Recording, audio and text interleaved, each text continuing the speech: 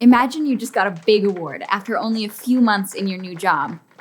Or you just hit a huge pothole when you'd already forgotten your lunch that day. When the odds stack up in or out of our favor, it might send us scrambling to figure out why. You may have heard the explanation, I was in the right place at the right time. Or, more ominously, I was in the wrong place at the wrong time. These expressions focus on instances when timing and location really affect our outcomes.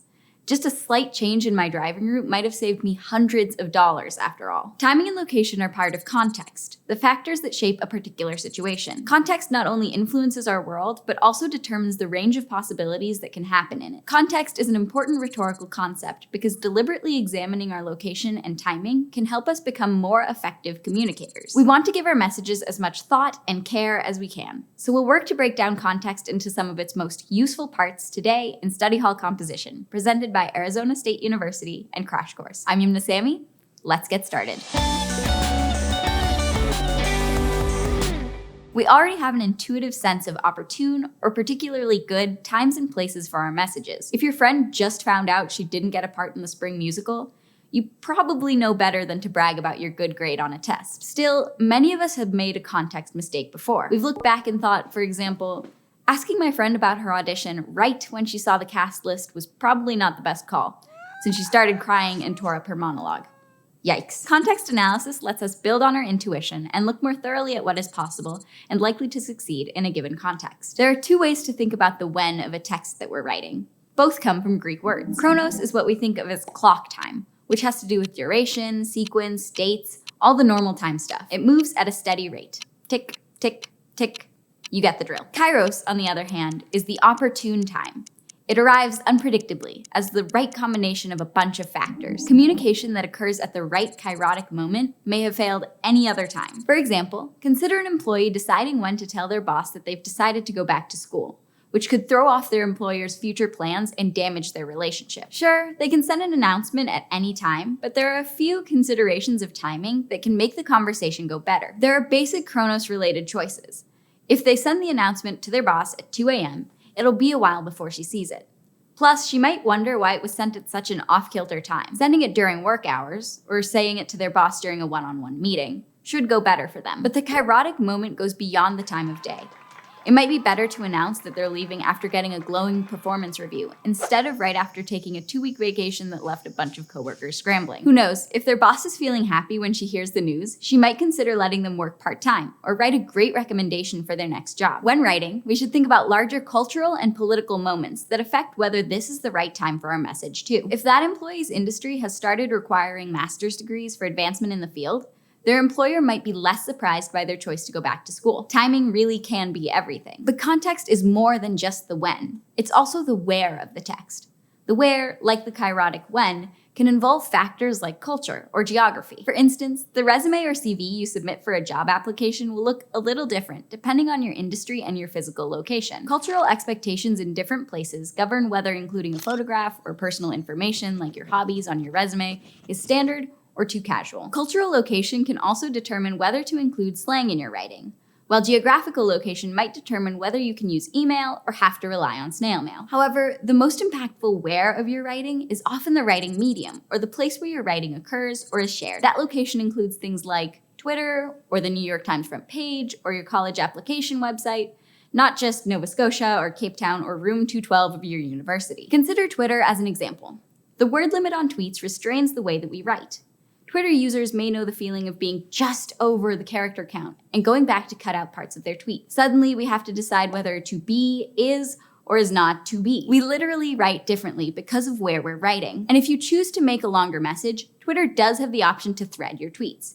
But if you don't do that, your messages will appear out of order on people's timelines, making your rant about how chip bags are 60% air and 0% chips nearly impossible to understand. Not sticking with the implied rules of your medium can ruin your message. Marshall McLuhan, a 20th century media theorist, expanded on this idea and made the radical point, the medium is the message. McLuhan's point is that your message is altered, and in many ways actually determined by the way you share it with others. Think about it. A host reading a 4-sentence news story about a hurricane in a sleepy voice on a public radio station is going to have a very different effect than a reporter saying the same information over the howling winds on live TV. Same words, Totally different message. Our messages aren't just influenced by the way that we convey them.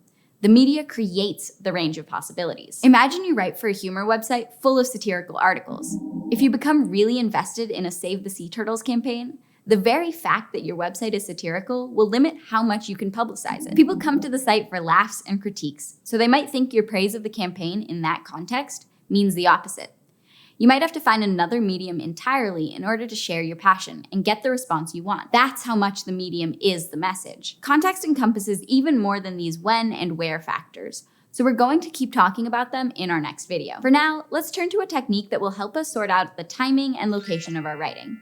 Playing the counterfactual game. Counterfactual, fancy as it sounds, just means something that isn't the case. This strategy is a way of thinking about a particular situation as if certain elements were different, to see if those elements would change the impact or consequences of your writing. To play the counterfactual game, first, take a sheet of paper or a new file on your computer and write what you want to say at the top. Then create 2 columns, one for when and one for where.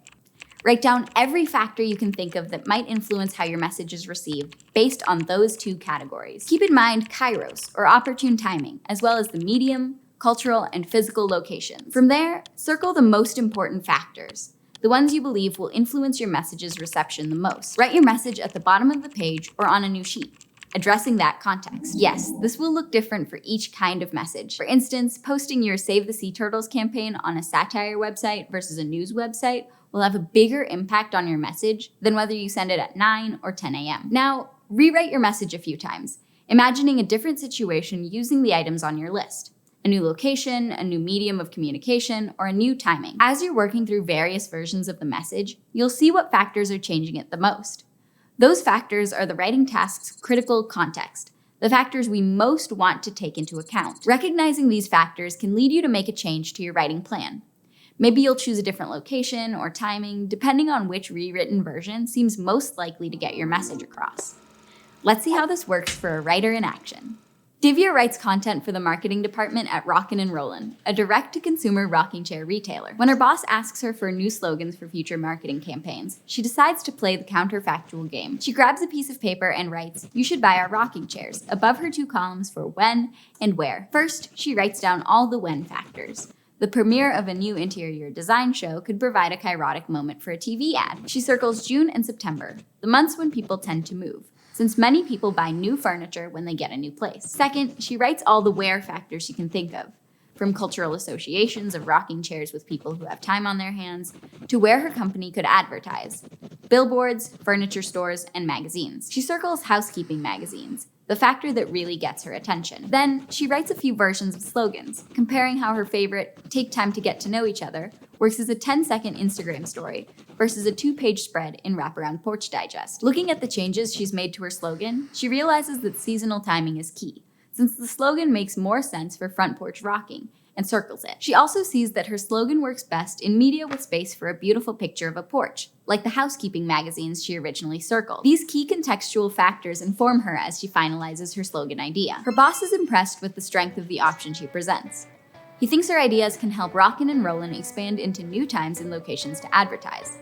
Divya is a writer in action. Intuitively taking context into account when we write is good, but thinking deliberately and systematically about it is even better. We uncover possibilities and limitations that might not occur to us at first, and we can work with contextual factors to create more purposeful texts. Our context analysis skills affect whether we're successful in a particular writing project.